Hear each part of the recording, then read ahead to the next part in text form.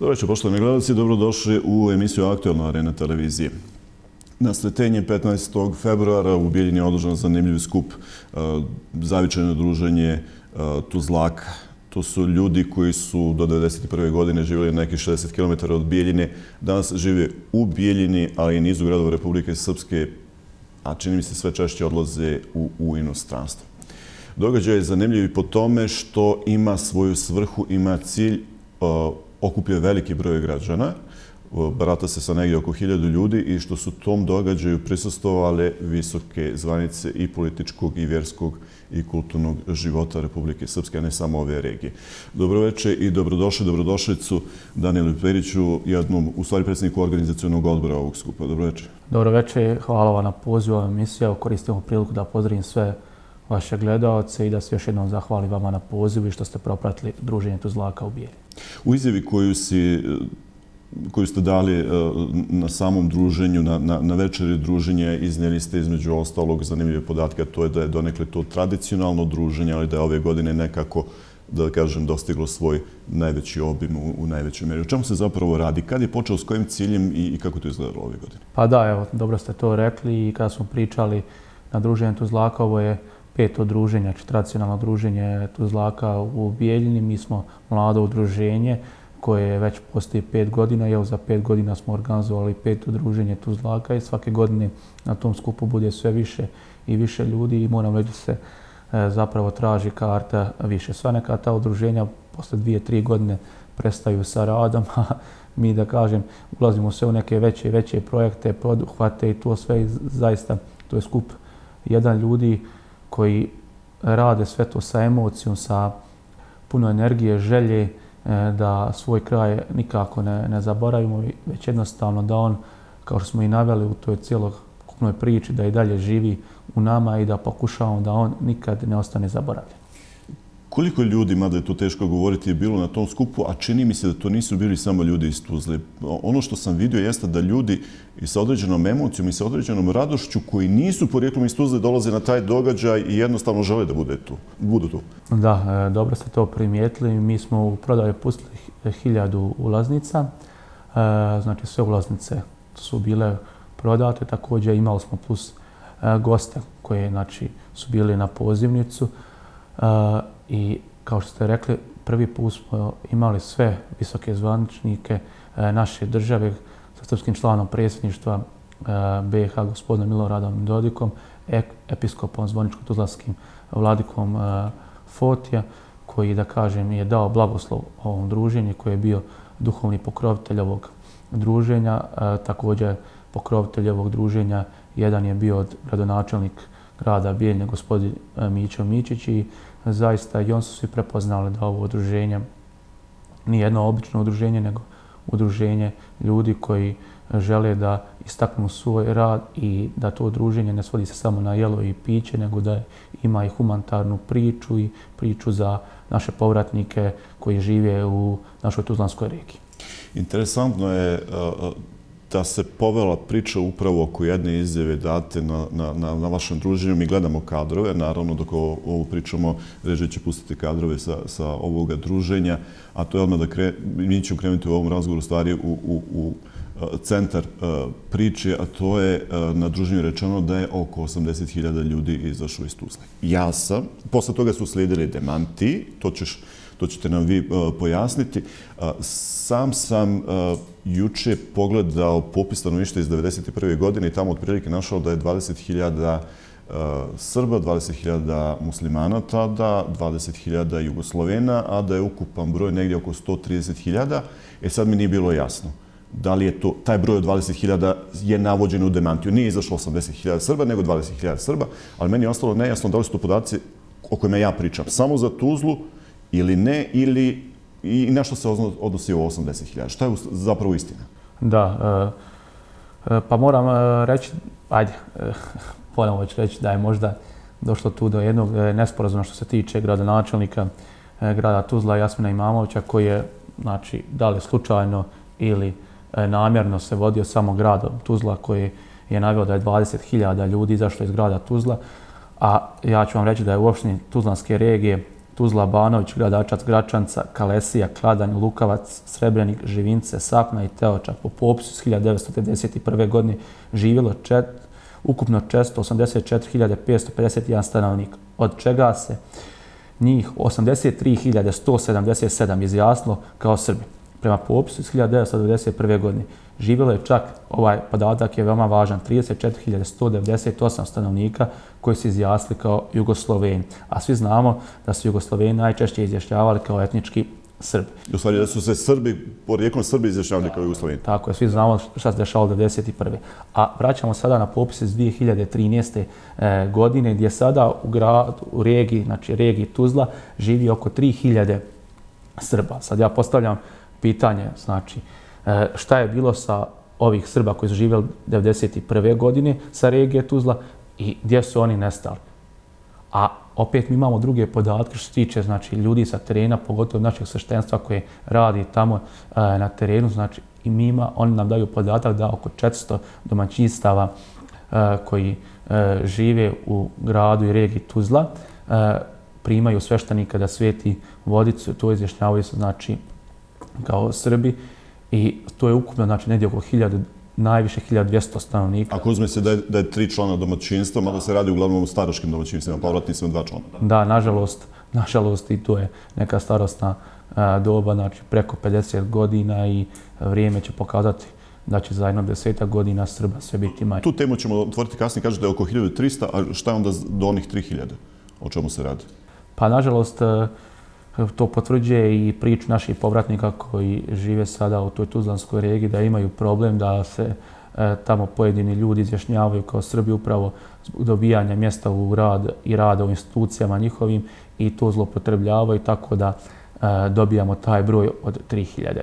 Hoće da kažete da se pojedini Bošnjaci danas ili Hrvati izjašnjavaju kao Srbi da bi zadovoljili nacionalni ključ koji vlada u određenim institucijama i ostvarili prava koja pripadaju Srbima? Tako je. Tako da naši povratnici nemaju ta prava kao što povratnici iz BiH u Republiku Srpsku imaju ta prava. Mislim da je dobro vrijeme da u emisiji pustimo izjave koje smo dobili prije samog događaja, nekoliko minuta prije oficijalnog početka vašeg druženja i da poslušamo šta o tome kažu vladika Fotije, sveštenik požarnički, između ostalog paroh požarnički, pa i dvojica ljudi. Jedan od njih se vratio u Tuzlu da tamo živi, umrli su mu roditelji, on je ostao sad da živi na tom domaćinstvu starom, i drugoga koji je živio jedno vrijeme ovdje, a onda je razmišljao da se vrati u Tuzlu ili ode napolje i otišao je napolje. Da pogledamo, pa ćemo se vratiti ponovo u studiju da prokomentarišemo neke stvari.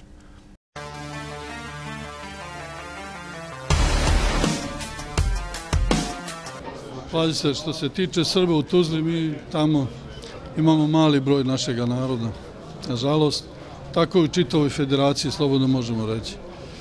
Pre rata to je bilo mnogo više, da ne govorimo u procentima, ali sad smo navodno došli na neku statističku grešku praktično, beznačajni broj, ali je za nas značajno da je naša istorija tamo i da, pogotovo mi kao crkva imamo svoje svetinje tamo, imamo veliku imovinu. Naprijed, oko 35-6 objekata imamo crkvenih koje ćemo potraživati. Već smo nešto počeli sa gradonačelnikom tamo da razgovaramo i oni se onda uvijek pozovu na to da nema tog zakona o restituciji i onda ne može da se vrati to, razumete? Znači, ali mi tu imamo veliki fundament, velike temelje, duboke i to nećemo ostaviti, bez obzira što sada tamo nije sedište eparhije, nego je u Bijeljini, ali mislim mi nećemo to zaboravljati. Imali smo tamo i muzeje, značajne ikone, značajno kulturno blago koje potiče sa tih prostora. I to moramo čuvati. Dakle, ja se trudim da mi imamo dobre odnose. Kad god idem tamo za Božić, za Vaskrs, služim tamo u Tuzli i drugim prilikama. Tamo budu ljudi, predstavnici grada, budu kantonalne vlasti, predstavnici. Imamo dobre odnose, razgovaramo o problemima koji postoje i mislim da gradimo jednu dobru klimu, jednu klimu koja je pozitivna da bi mogli da napredujemo, razumete. To je za nas jako bitno i mislim da je korisna stvar koja će sada biti večeras i pomenuta ovdje na ovom susretu, a to je da radimo jednu knjigu veliku, veoma obimnu knjigu o stradanju Srba i u progonu Srba sa prostora Tuzle i okoline. To će biti veoma bogata knjiga sa dokumentacijom velikom i jednostavno to moramo da uradimo da se ne bi zaboravili. Jer mi smo Srbi skloni zaboravima. Jedan rat je bio, jedan progon, drugi ratovi, drugi i onda jednostavno prosto se to vremeno zaboravi. A ta knjiga će to sve da čuva. Ne da kukamo nad svojom sudbinom i nad sudbinom Srba iz Tuzle, nego da pokušamo da sačuvamo one koji su tamo i da eventualno se stvore uslovi da bi mogli potencijalno neko i da se vrati tamo na te prostore. Dakle, to je neki smisao. Ne možemo biti tu pesimisti u nekom smislu. To je istorija, mi smo tamo živjeli vekovima i vidjet ćemo, pokušavat ćemo, nećemo da ostane na ovom što sada jeste. Jer imamo pravo da i borit ćemo se da to bude, da se vratimo tamo. To je neki smisao. Sada u Požarnici ima oko 70 pravoslavnih domaćinstava koja veoma teško žive. Inače, kao povratnici se bore za egzistenciju. Uglavnom, omladina nije zaposlena ni u jednoj od državnih institucija na Tuzlanskom kantonu. Stariji se susreću sa, da kažemo, može se reći i sa siromaštvom, jer mnogi koji su se vratili nisu im ni kuće obnovljene, a isto tako i veoma teško žive, neki od penzija, a neki baveći se stočarstvom i poljoprivredom.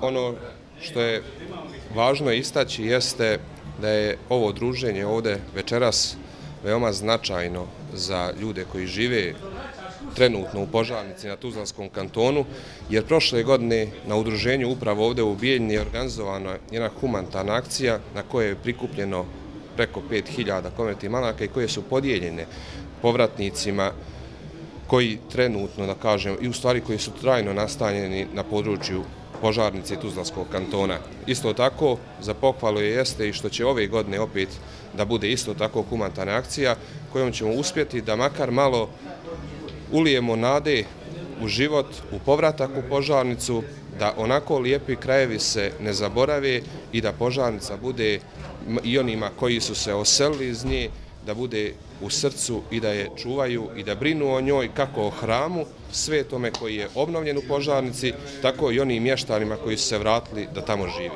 Živim u Gornjim Čaklovićima. 2003. sam se vratio, otac i majka su se vratili, i tako da sam se ja vratio sa njima zajedno. U devastiran kući sam popravio, neke pomoći sam dobio, nije Bog za nešto, tako dalje. Živi se sada kažemo normalno. Normalno se živi onaj koji ima novca. Pošto sam u penziji, tako mora se još nešto malo i da radi i tako. Što se tiče problema neke, da nemam problema, komšije, zdravo za zdravo. Kad im nešto treba, tu su, gledaju te lijepo, a mjesec dana prolazi pored tebe, nikom ništa. I tako dalje. Šta još da kažem?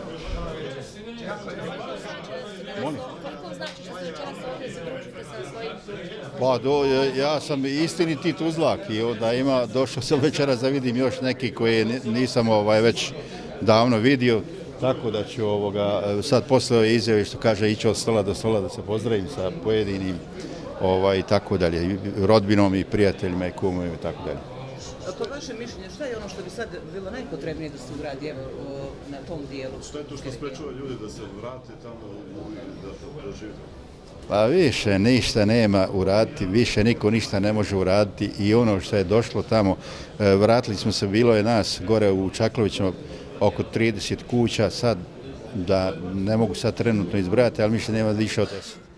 Znači ili mlađe ode negde da radi, starije umire i tako dalje i tako dalje. Umre otac i majka su umrli, sad ja sam žena tu, ćerka ošla za Njemačku sa djecom i tako. Znači, života ima, ali samo ako imaš pare. Šta da se uradi, ne znam, da se nešto uradi za taj povratak, da se još neko tamo vrati, to nema šanse, sigurno. Onaj koji se htio vratiti, vratio se. Ja sam Slobodan Matić, dolazim trenutno iz Bijeljine, inače sam raseljeno lice koje dolazim s Majevice, sela Potraš. 1992. došao sam kao i svi mi ovde. Od tada sam ovde, igrom slučaja prije 3-4 godine sam otišao gore vani. Radim u Njemačkoj dolazim tu da posjetim svoje drugare, prijatelje, rodbinu i tako, družimo se veče ko veče, svaka posebna, na svoj način, ova je baš posebna zato što tu u jednoj godini vidimo baš ono, u toku čitave godine sve što nismo vidjeli vidimo večeras ovdje, drugare, prijatelje, rodbinu i tako, znači nam dosta. Kako vas uslovi ne vežu za rodni kraj, jeste li ponijeli neke običaje tamo? Pa sve što smo gore imali, kažem gore zato što je nadmorska visina veća nego ovdje. Sve od gore smo donijeli ovdje istog, radimo kao i ovdje. Ništa se nije promijenilo za ovih 28 godina, evo sad je već. Tu smo, radimo kao što smo i radili gore i ovdje, ništa se nije promijenilo.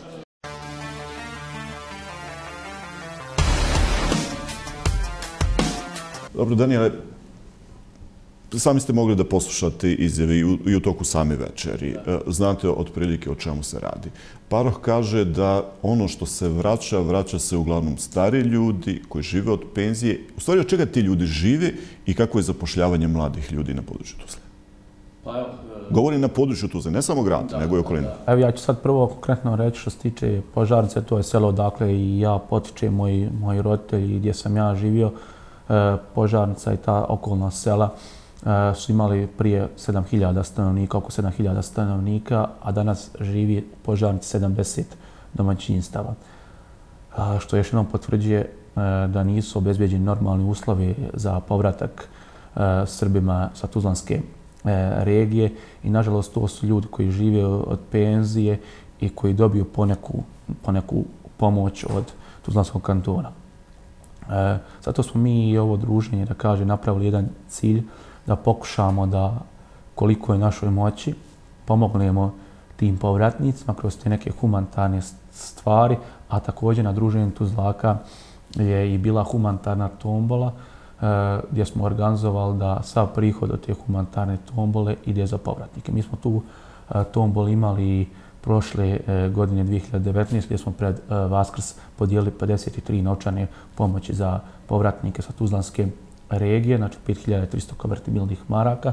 Ove godine humanitarna tombola je, da kažem, bila mnogo bolja. Mi imamo oko 7.200 konvertibilnih maraka, znači gdje ćemo podijeliti 72, možda 73 novčane pomoći za povratnike sa te Tuzlanske regije. Naravno, tu pomoć je dobiti sad neki drugi ljudi koji nisu bili obuhvaćeni tom prvom pomoću koja je bila prethodne godine. Jednostavno pokušavamo na te neke sve načine da ljudi ti ne budu zaboravljeni. Također, mi smo razgovarali i imali smo jednu pomoć od Tuzlanskog kantona, što moram istaći, znači da smo u selu Kovačica, asfaltiran je nekoliko kilometara jedan put i pokušavamo da mi djelujemo zaista sa nekim mjerama i nekim upitima ka Tuzlanskom kantonu, da oni vide da mi ne želimo da te neke stvari, da kažem, djelujemo kritički i to sve i pokušavamo. Ne želite da ulazite u sukob sa njima, nego želite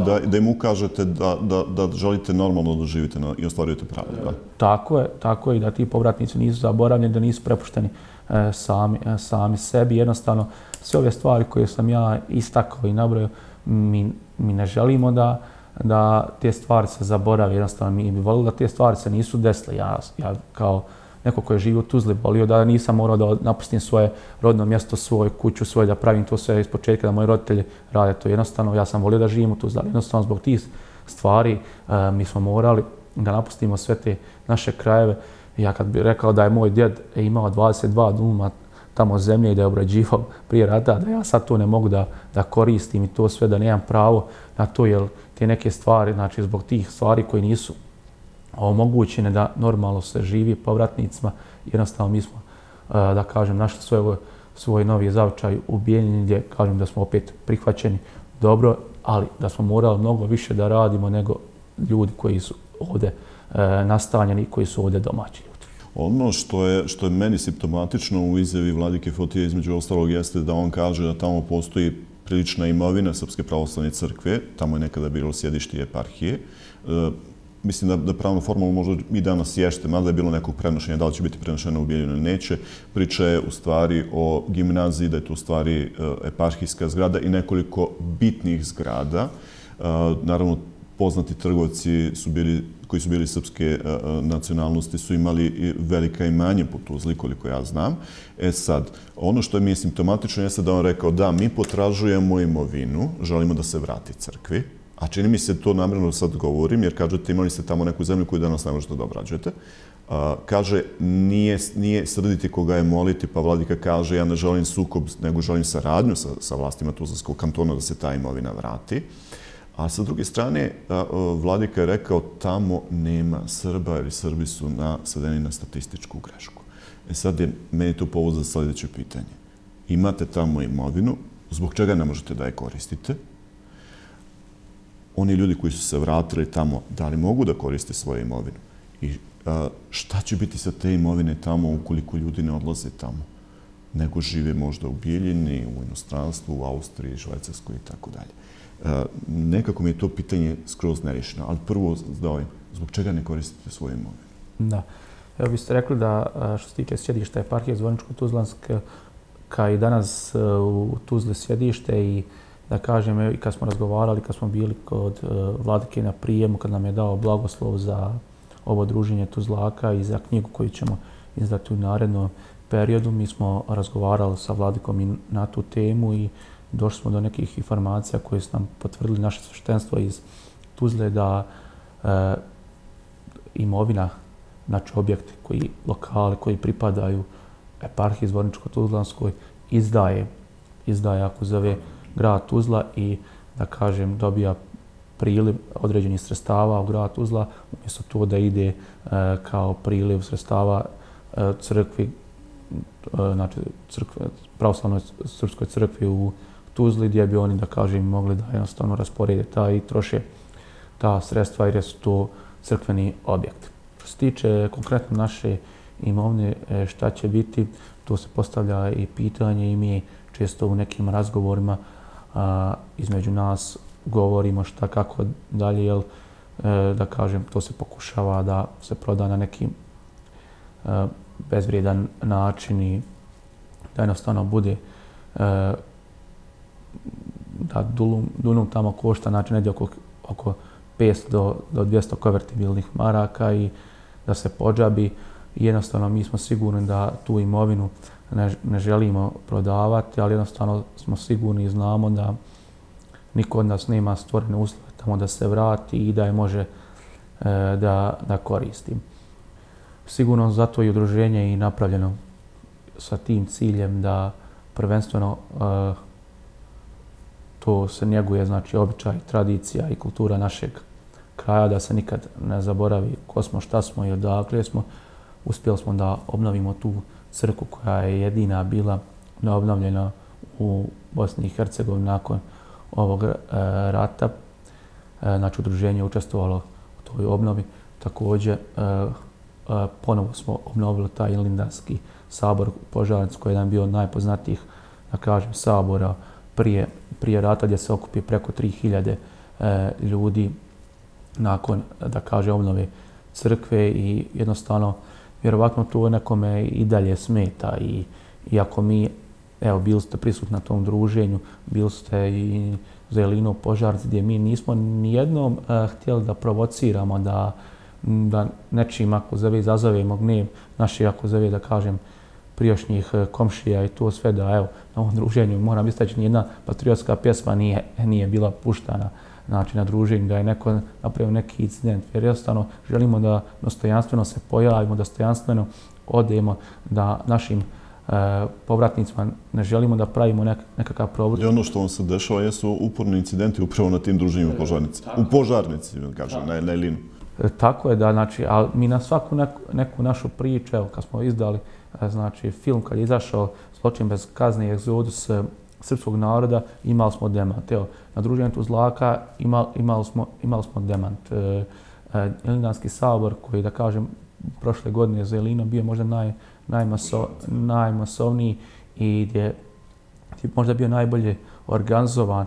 Sve to oko 21 čas desio se taj neki, da kaže, slučaj gdje ispred porte, znači na ulici, pucano je u vazduh, 2-3 metka je ispaljeno i gdje počinilac ni do danas, znači evo prošlo je par mjeseci, nije pronađen. Iako ljudi koji su bili tu zapisali su, znači koje, da, registarski broj, vozilo koje marke, gdje su, da, i znaju da to nalazi, da je to osoba koja živi u Barama, naselju Bare, i sve to još on nije pronađen. I uvijek policija nije reagovala u stvari, da? I nije, znači, procesuiran za to što je uradio. Iako, da kažem, policija je istog trenutka krenula za njim i to sve, ali...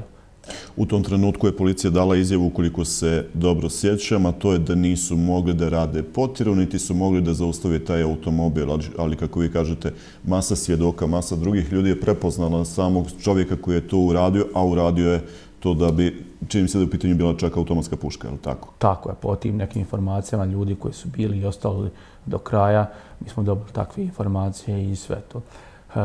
Ja kažem, stvarno nijednog trenutka ne želimo da nekoga provociramo, sve to tražimo. Mi samo tražimo neka prava i da... Vi tražite da prestane provokacije prema vama i diskriminisanje, da dobijete normalno tretman, da? Tako, i da se ove stvari, znači, ne zaborave, da sutra, znači, i moja djeca i ostali ljudi, znači, koji su izbjegli, znaju ko su, ponavljam, ko su, šta su i odakle su i koliko je, znači, ljudi da desio taj da smo protjerani iz Tuzle i znači da nije Tuzla multietnički grad kao što oni govore i to sve. Već jednostavno želimo da ukažemo na to i želimo, znači stojimo i zato ova druženje Tuzlaka i zavičajno druženje Tuzlaka jednostavno želi da kroz ovu cijelu priču pomogne našim povratnicima i da kroz ovu, znači, priču koju potenciramo non stop kažemo šta se zapravo desilo u Tuzli i koliko je ljudi, znači, protjerano iz Tuzle. Da, ovaj dio priče ću ja preuzeti na sebe, a to je između ostalog dok sam se bavio u drugim medijima novinarstvom, što nazivaju pomalo istraživačkima, to je bavio sam se samom Tuzlanskom kolonom i određenim dešavanjima u Tuzli kao što je Tuzlanska kapija i slično. I meni je bilo interesantno da gledam dokumentarne filmove vezane za Tuzlansku kolonu dan posle, gdje se govori o tome da napad kreće iz Tuzle ka srpskim selima jer se treba odbraniti od četnika koji su došli u Zvornik i slično i da su stvarno narednih dana uslijedili napadi na srpska sela, na Požarnicu, na Kovačevo selo, Kovačicu, na Siminhani, na Čaklavići, na taj dio tamo i da je u stvari to stanovništvo potiskivano. U stvari jedan od sagovornika tokom večeri mi je rekao, ovaj što je otišao u inostranstvo, mi je rekao da je kao dijete napustio zajedno sa roditeljima sa najlon kesom svoje selo i morao da pobjegne u Bijeljinu. Ali da pogledamo izjavu gospodina Milorada Kojića iz Republičkog centra za istragu ratnih zločina. Između ostalog, on pominje Tuzlansku kolonu, ali čini mi se ne pravi dovoljno jaku paralelu sa dešavanjem na Tuzlanskoj kapiji koje je generala Đukića koštalo zatvore osuđujuće presude, a sam događaj na Tuzlanskoj kapiji je kontroversan. Da poslušamo Milorada Kojića.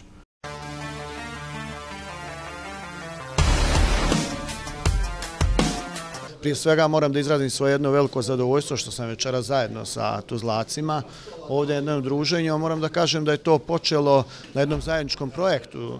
Rezultat tog zajedničkog projekta smo već vidjeli prošle godine, a to je dokumentarni film koji je govorio o egzodusu Tuzlaka i događajima iz posljednjeg odbrambeno-otadžbinskog rata, dakle gdje je obuhvaćen čitav 20. vijek koji se odnosi na stradanje Srba u Tuzlanskoj regiji. Ono što sada radimo i što je u završnoj fazi jeste monografija koja govori također o egzodusu Tuzlaka, dakle jedna obimna monografija na 1000 strana. Mi znamo da su zločini iz posljednjeg rata u Tuzlanskoj regiji ostali u potpunosti neprocesuirani. Samo treba da se prisjetimo, iako ne trebamo da izdvajamo bilo koji zločin, ali prvi zločin koji je počinjen, a to je zločin u Tuzli, odnosno poznatiji kao Tuzlanska kolona, koji nije dobio sudski epilog, odnosno jeste dobio u smislu obustavljanja istrage protiv svih odgovornih za počinjenje zločina. Imali smo i jedan proces koji se vodio pred kantonalnim sudom u Tuzli, koji je na kraju bila oslobađajuća presuda za direktno izvršenje i pucanje vojnika i pored svjedočenja istog tog vojnika koji je samo Božjom voljom preživio to pucanje u glavu, međutim, nažalost, nemamo procesa. Ono što jeste na nama da radimo i mi kao institucije, zbog toga kažem, institucije ne mogu sve same, zajedno upravo sa ovim udruženjem jeste da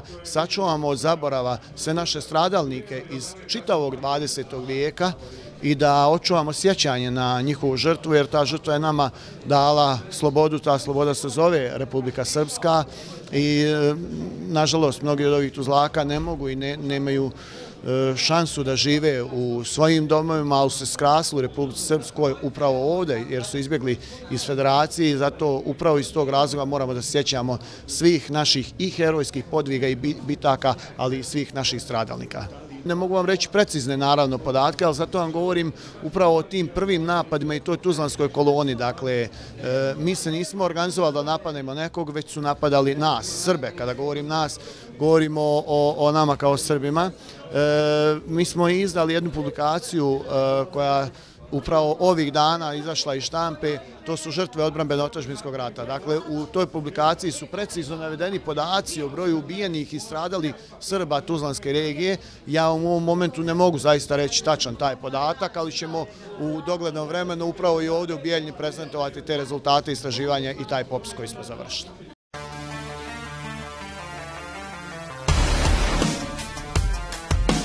Evo, Danijele, ono što ste vi uradili jeste da ste pozvali na samu veče istaknute ličnosti. Vidio sam nekoliko narodnih poslanika, vidio sam nekoliko ljudi iz vlasti na području regije Bijeljina, uticajnih ljudi, između ostalih i srpski član predsjedništva Milorad Dodik je bio tu.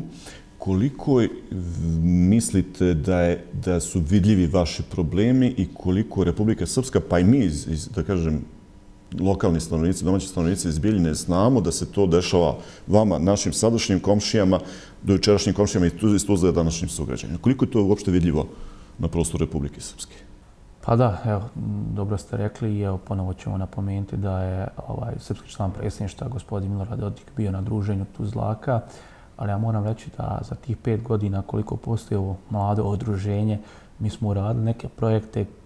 Po meni možda to trebalo neko drugi veće institucije da to uradi, jer smo mi udruženja građana i sve to, ali oni su prepoznali, podržali, dali podršku tom udruženju i jednostavno i finansijsku pomoć srpski član predsjedništva 50.000 je obećao.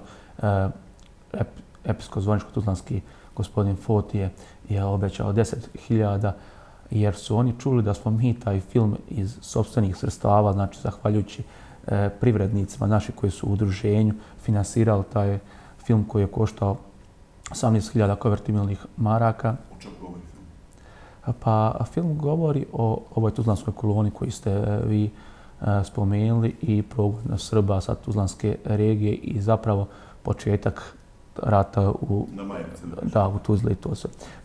Dok je knjiga obuhvata, znači... Knjiga koja tek treba da izađe. Da, koja će izaći najvjerojatnije u aprilu, početkom maja, baš prije te Tuzlanske kolonije koja broji preko 800 stranica, govori znači o bukvalno obuhvatila je stradanje Srba u 20. vijeku, znači Prvi svjetski, Drugi svjetski rat i progon Srba sa te Tuzlanske regije. Ja kažem često da mi Srbi brzo zaboravimo sve što se dešavalo i to sve, ali valjda nas kroz ovo sve neki entuzijasta emocije i to sve nose i to sve neka energija da pokažemo zapravo svijetu da Srbi nisu zločinci, da Srbi nijednog trenutka, ako zove, nije narod koji želi da ratuje to sve. Jednostavno, i mi smo imali nedaća, imali problema, znači, kao što ste spomenuli da je ovaj naš čovjek otišao s kesom u ruci sa roditeljima i tako smo i mi napustili naše domove i ja kažem, ne nikom to poželio da proživi ono što smo, da kažem, proživili moj brat, ja, majka, dok je otac bio na ratištu sve to vrijeme i znam tu situaciju, još mi je ta neka slika u glavi što se tiče tog Crvenog krsta i svih tih nekih stvari. Jednostavno, ja kažem, ne daj Bože nikom da se to ponovi ni nekom najvećem neprijatelju, ali jednostavno mi te stvari ne smijemo zaboraviti, mi to još nosimo negdje ovdje u sebi i valjda u tom udruženju nijednog trenutka nema politike, nema nikakvih stvari, jednostavno želimo da pokažemo svima ko smo, šta smo, odakle smo, šta je ta Tuzla bila prije rata, šta je ostala posle rata, jer jednostavno ovi svi podaci koji sam ja naveo s 1991. godine po popisu 2013. godine, evo, podaci iz 2020. godine nam govore da su Srbi protjerani iz Tuzle i jednostavno tu neku ruku, znači zaključak ove cijele priče, jednostavno mi to, znači ne bi volili da se to desilo mnogo više nego ostali ti ljudi koji demantuju i to sve govori da je 20.000 protjerano Srba ili ako zove da je otišlo jednostavno podaci i ovo što je Vladika rekao da će Srbi biti vjerovatno vremenom statistička greška. Nažalost, mi želimo da skrenemo pažnju na vrijeme svim znači, predstavnicima Bosne i Hercegovine, ali mi ne želimo nijednog trenutka da potenciramo neko neprijateljstvo između dva naroda. Da. Poslušat ćemo izjavu srpskog člana predsjedništva BiH Milorada Dodika koji je prisustvovao toj večeri. Inače, Dodik je interesantno da je taj dan u stvari došao sa sastanka sa Vučićem, patrijarhom Irinejem i došao je na ovo druženje, što je meni izgledalo malo ovako nevjerovatno. Da je izdvojio vrijeme da dođe i dao je nekoliko političkih poruka. Pogledat ćemo ih sad, naravno. Na kraju emisije, naravno, namjerno sam ostavio za kraj, a onda ćemo pokušati da sumiramo u stvari ovaj naš razgovor.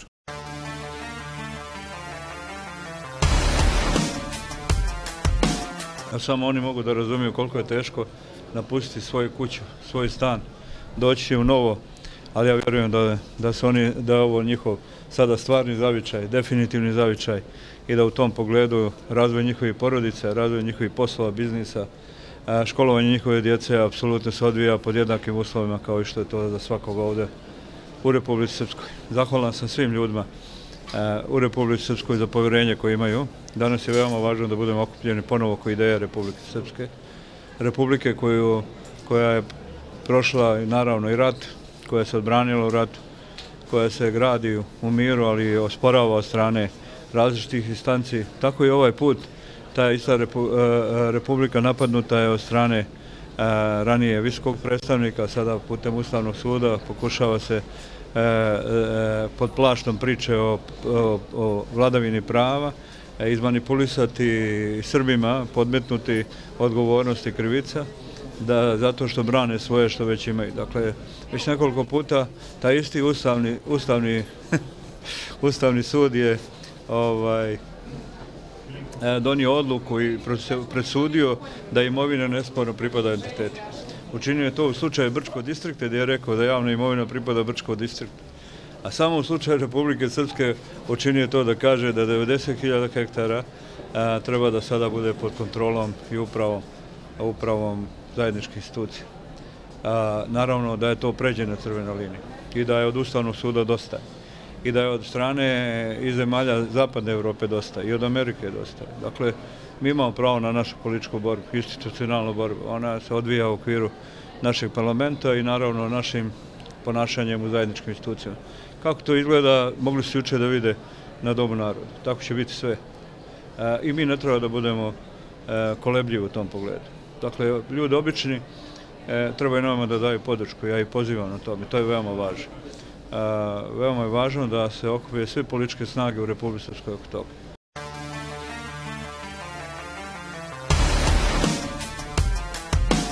Danijele, predsjednik Srbije Aleksandar Vučić nekoliko puta je došao u opštine i to povratničke opštine. Drvar najavio je pomoć Grahovu Glamoču. Ja sad neću da kažem da li treba da pomogne i Tuzli i Tuzlacima.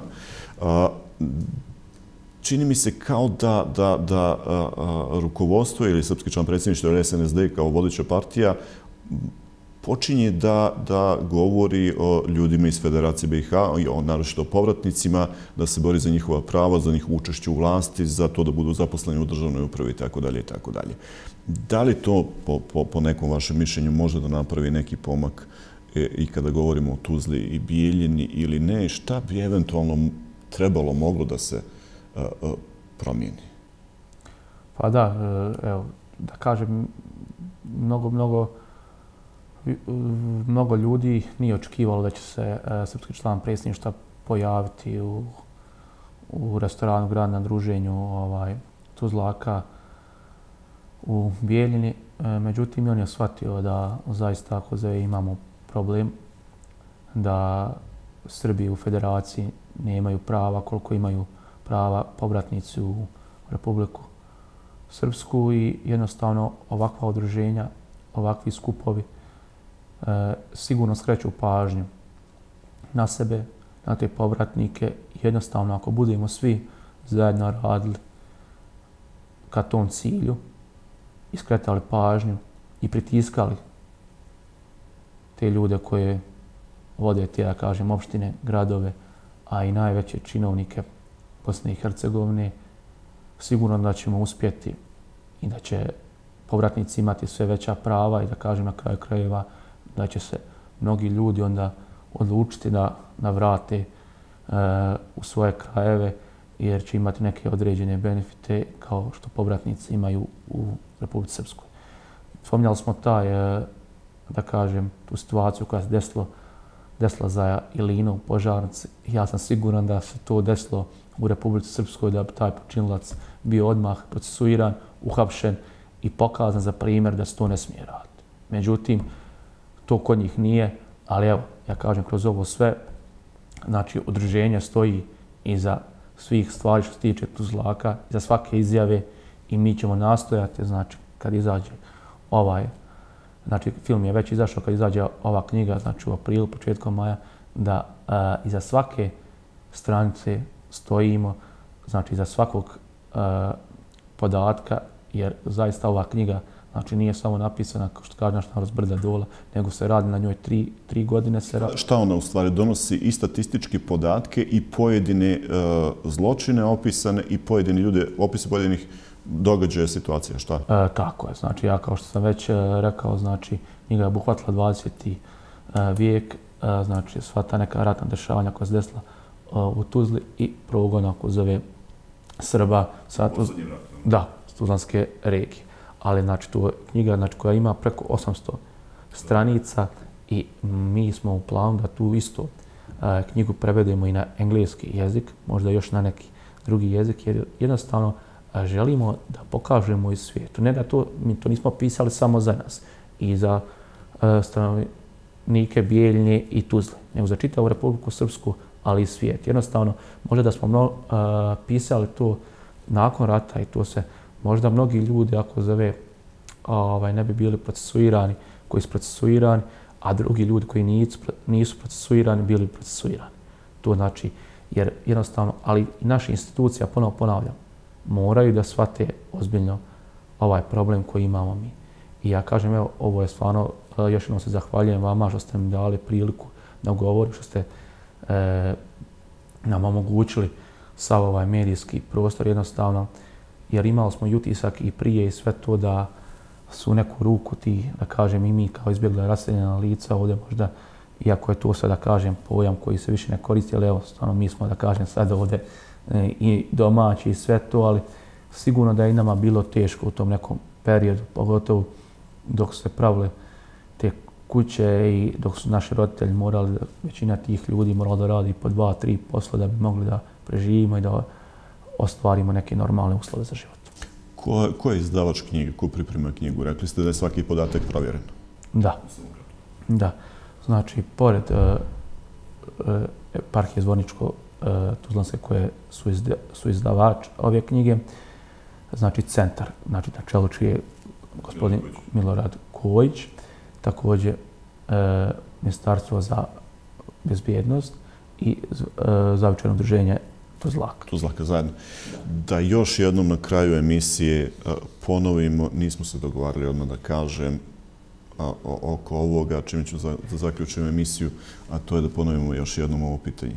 Koliko Srba sa područja Tuzle je izašlo, protjerano ili na drugi način napustilo Tuzlu u posljednjem ratu, šta kažu podaci. Ne želim da dobijem demanti jer želim nešto drugo. Želim da se sazna istina. Ako u ovoj knjizi piše istina, hajde da i mi još jednom ponovimo istinu. Tako je. Znači, ja kažem, ponovo ponavljam, znači, ja mislim i nadam se da je gospodin koji je demantovao gradonačelnik Tuzle nije dobro razumio, znači, srpskog člana predsjedništva i udruženja Tuzlaka i da je on mislio samo na grad Tuzla. ali ja moram istaći da smo mi mislili na regiju Tuzla i evo ovaj zvanični podatak koji se može pronaći znači, na internetu i po popisu. Znači, u opštini Tuzlanska regija, Tuzla, Banović, Gradačac, Gračanca, Kalesija, Kladanj, Lukavac, Srebrenik, Živince, Sapna i Teočak. Po popisu 1991. godine živjelo je ukupno 484.551 stanovnik, od čega su njih 83.177 izjasnilo kao Srbi. A također veoma važan podatak je da je živjelo čak 34.198 stanovnika koji su izjasnili kao Jugosloveni, a Jugosloveni se najčešće izjašnjavali kao etnički Srbi. Neka je samo od ovoga bilo 5.000 Srba od tih Jugoslovena. Dobijamo podatak da je čak i preko 80, znači 5.000 Srba. A od toga danas zvanično živi? Živi, znači po popisu 2013. je evidentirano da je 3.500, znači Tuzlaka.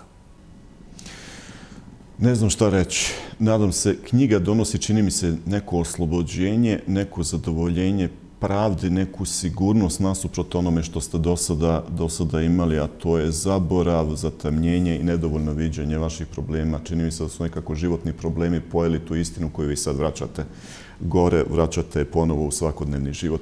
Hvala vam na ovom gostovanju i vidimo se mi narednih mjeseci. Hvala vam na pozivu. Hvala. Pratili ste emisiju Aktuelno. Večeras smo govorili o ljudima iz Tuzle koji žive danas u Bijeljini, ali širom svijeta. Vidimo se mi ponovo za 7 dana sa nekom novom temom. Prijetno večer.